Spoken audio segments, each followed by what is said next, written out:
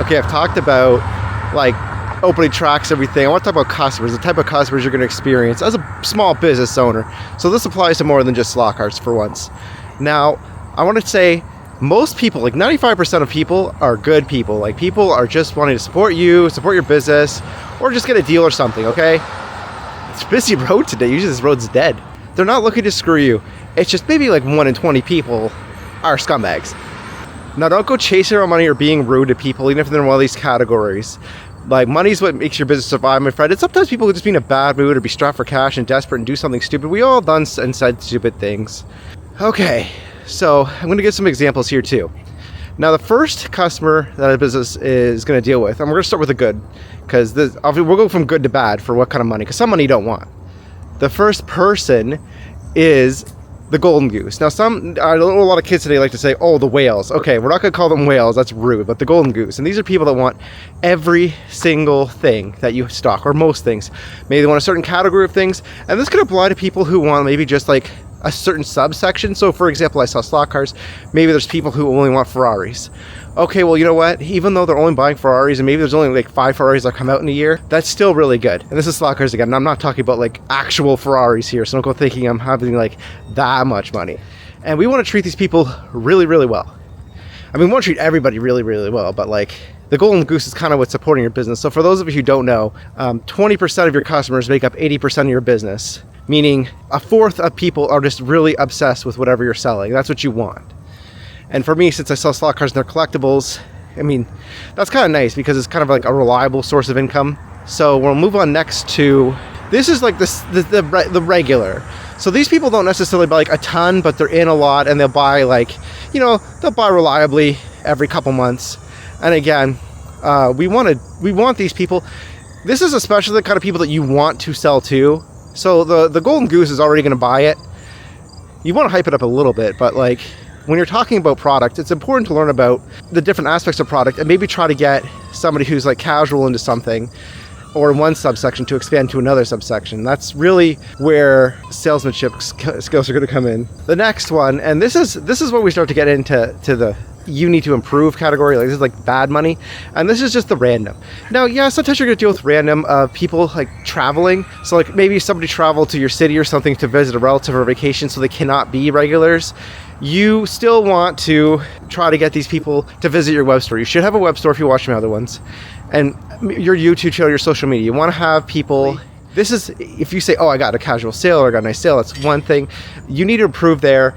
You need to have that person as a long-term customer. Now we're going to start getting okay. So the haggler, I want to put the haggler actually in good money. So let's back this up a bit, because although a lot of people are going to be like, oh, Billy, like Sunday slot cars.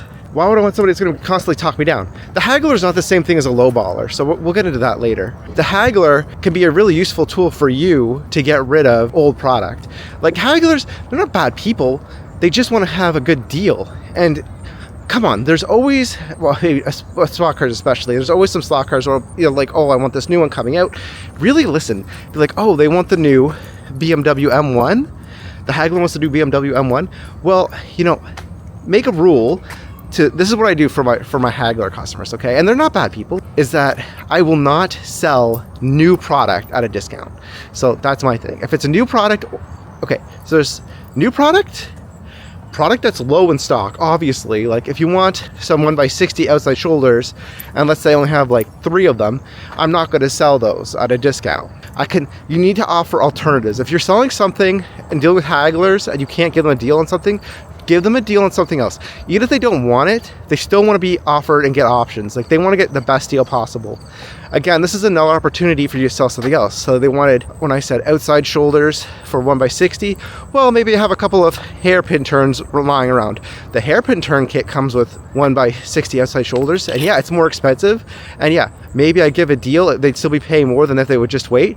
But believe it or not, you could sell things by doing that. Just by offering that alternative, you never know. Some people will say like, you know, because some people look at something like that and be like, oh, that was kind of cool when they saw it, and then they're like, oh, it was too expensive. But if you're gonna offer them a deal on it and they needed something in the kit anyway, they could take it. So yeah, the haggler is actually, can be hit or miss. This is really gonna, you need to really work on your, okay, one second guys. You really need to work on your salesmanship skills if you can't be working with hagglers to help get rid of your stock. You also need to learn to say no sometimes. Like sometimes you just can't give them a deal on anything, but try to give them a deal on something. Oh, one more thing. Make sure to give your good customers like the Golden Goose and the Niche Collector those discounts too that you give the hagglers at least once in a while. A lot of these times those people aren't going to want old products, so like you're not breaking your rule, right? You're not treating anybody any differently, because people can talk and find things out, and they'll be angry if they've been shopping with you for years and they find out, oh, you've been giving discounts just to this guy once in a while. Like that would annoy me too. Another customer is the bulk buyer, and this is a weird one. Like I would put the bulk buyer in the neutral, because here's the thing: they will want to buy things in bulk all at once and then ask for a discount.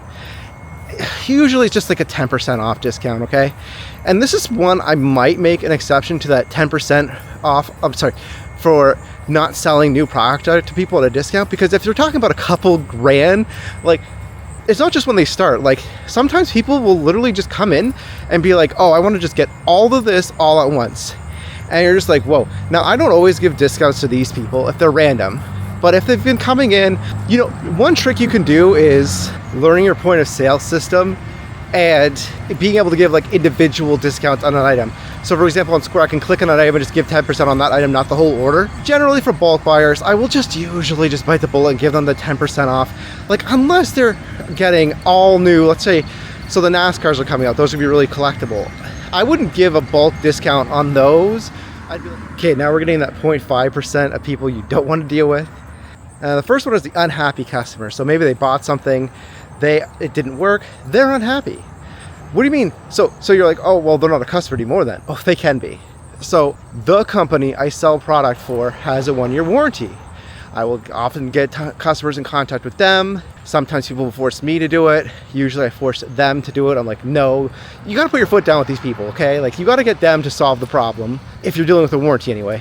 And then when their problem's solved, they'll be like, oh, Bill, it's done, it's fixed.